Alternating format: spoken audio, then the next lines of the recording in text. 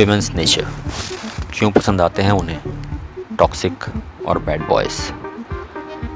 Females की पसंद हमेशा से एक मिस्ट्री रही है। क्यों उन्हें ऐसे लड़के पसंद आते हैं जो उन्हें इग्नोर करते हैं, जो सेल्फिश होते हैं, जो सिर्फ अपना सोचते हैं। अगर ये समझना है तो फॉरगेट अबाउट कल्चर, सिविलाइजेशन को तो साइड में ही रख दो, बस नेचर को ऑब्जर्व करो। Let me explain. अपने आसपास देखो, स्ट्रीट डॉग्स को तो देखा ही होगा। एक बड़ा आवारा कुत्ता, arrogant, dominating and pure alpha vibes में, वो सबसे पहले खुद खाता है, बाद में उसकी फीमेल्स और बच्चे। अगर कुछ बच जाता है तो वो उनके लिए लड़ता ज़रूर है, लेकिन उनकी भूख, उनका दर्द और सर्वाइवल उसका सरदर्द नहीं है। ये सब उसकी प्रायोरिटी नहीं है। उसकी प्रायोरिटी वो खुद है, क्योंकि उसे पता है अगर वो ज़िंदा रहा तो सब कुछ फिर से पा सकता है, लेकिन अगर वो मर गया तो सब खत्म। वो फीमेल्स भी खत्म, और फीमेल से देखती हैं। उन्हें उनकी सर्वाइवल स्किल्स, उसकी अग्रेशन, उसका डोमिनेंस सब कुछ अट्रैक्ट करता है।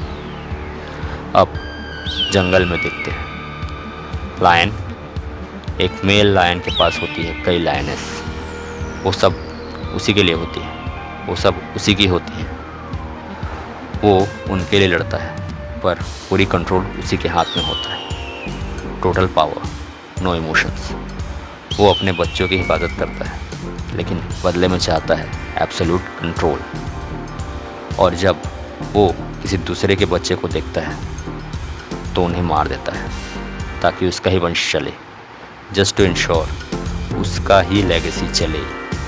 और फिर भी सारी फीमेल्स उसी के पास वापस जाती हैं। क्यों? Because dominance is desirable, power is sexy. क्योंकि वो डोमिनेंट है, वो पावरफुल है। अब बात करते हैं गोरिल्ला की। एक सिल्वर बैक गोरिल्ला पूरे ग्रुप का मालिक होता है। सिर्फ उसी को मीटिंग राइट्स होते हैं। वो टेरिटोरियल है, अग्रेसिव है, लेकिन वही अल्फ़ा है। बाकी सब बस क्वाइटली एग्जिस्ट करते हैं।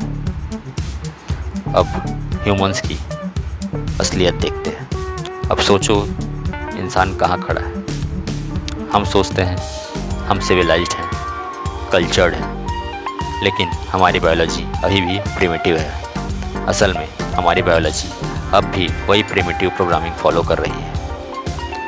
इंसान कोई मोनोगेमस स्पीसीज नहीं है। हम वुल्फ जैसे नहीं हैं जो पूरी ज़िंदगी एक ही पार्टनर के साथ रहते हैं। हम हैं पॉलीगैमस, जहाँ हिस्टोरिकली एक डोमिनेंट मेल के पास होती है मल्टीपल फीमेल्स। हर पावरफुल इंसान के पास होती थी एक से ज़्यादा पार्टनर्स। क्यों? क्योंकि पावर अट्रैक्ट करती है, और औरतों को वही चाहिए जो खुद पावरफुल हो। Nature respects power and women are wired to be attracted to it. अब बात फिल्मों की करें। टाइटैनिक याद है? सब फैंटेसी है ये सब। रोज़ ने जैक को चुना, कैल को नहीं। क्यों?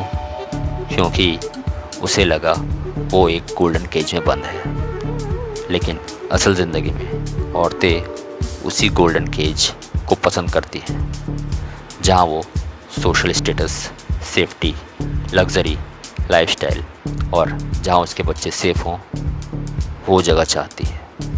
कैल एरोगेंट था, वो खुद को प्रायोरिटी देता था। And guess what, that's exactly what women fall for in real life. जो अपनी प्रायोरिटी खुद होते हैं। सवाल ये नहीं कि औरतें टॉक्सिक या बैड बॉयज़ को पसंद क्यों करती हैं। सवाल ये है कि तुम सर्वाइवल वाले गेम में अल्फ़ा बन पाए या नहीं। क्योंकि फीमेल्स को उस मेल्स की तरफ खींच चली जाती हैं जो खुद की रिस्पेक्ट करता है, जो खुद के लिए स्टैंड करता है, और जो खुद को खोकर किसी और को नहीं पाता। Attraction comes from dominance, not from dispersion. And the last thing, females ये भी देखती हैं कि मेल सोसाइटी को कैसे संभालता है। जैसे एक बड़ा गोरिल्ला सेल्फिश है, एरोगेंट है, डोमिनेंट है, वो पहले अपना पेट भरता है। क्यों? क्योंकि because only when he is full his females and kids stay safe. क्योंकि अगर उसका पेट भरा है तो उसकी फीमेल्स और उसके बच्चे सेफ हैं। उसका पेट भरा है, इसका मतलब है वो लड़ने के लिए तैयार है। अगर कोई आउटसाइडर उसकी फैमिली को छूना चाहता है तो पहले उस गोरिल्ला को डिफीट करना पड़ेगा। And that's what a female craves inside. यही क्रेविंग होती है फीमेल्स के अंदर। वो चाहती है एक ऐसा मेल, वो मर्द जो पहले खुद को बचाता है, खुद की केयर करता है, वही असल में एक फैमिली को प्रोटेक्ट कर सकता है। That's the raw truth.